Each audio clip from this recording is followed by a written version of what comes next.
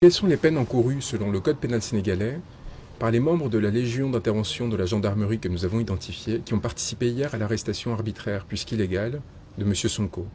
Comment savons-nous d'abord que cette arrestation était arbitraire? Tout simplement parce que le ministre de l'Intérieur, Antoine Félix Diome, l'a admis dans une intervention à la télévision, en indiquant qu'il ne s'agissait pas d'une arrestation, alors que les images le montrent clairement, mais d'un transfèrement décidé sans base légale et qui aurait été éventuellement expliqué, sinon justifié, et en tout cas en aucun cas fondé, par la découverte, une fois l'arrestation intervenue, donc, de billes et de lance-pierres dans la voiture de M. Sonko.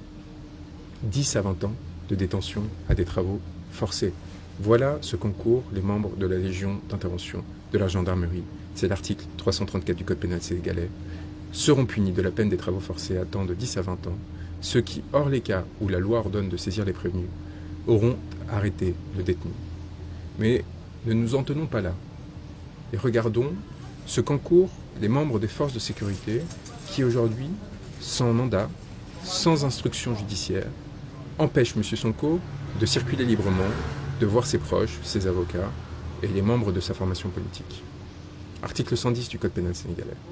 Les fonctionnaires publics chargés de la police administrative ou judiciaire, qui auront refusé ou négligé de déférer à une réclamation légale tendant à constater les détentions illégales et arbitraires, partout où elles se déroulent, et qui ne justifieront pas de les avoir dénoncées à l'autorité supérieure, seront punis d'un emprisonnement de 5 à 10 ans et tenus de dommages et intérêts.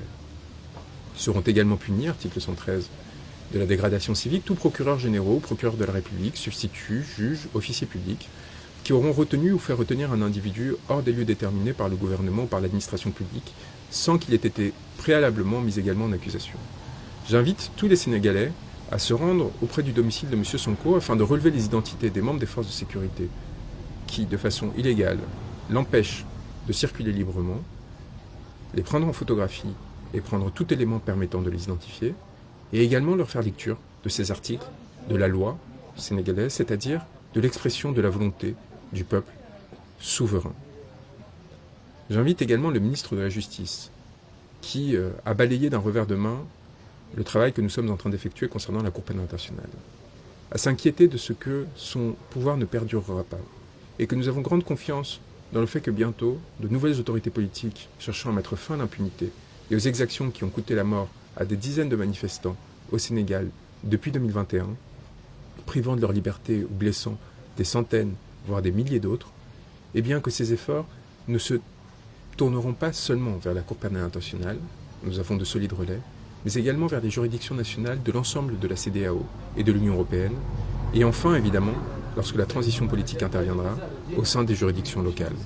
Et qu'à partir de là, ces inquiétudes devraient être un peu plus prononcées, car en tant que garde des Sceaux et ministre de la Justice, il a une responsabilité directe dans les exactions qui viennent d'être commises.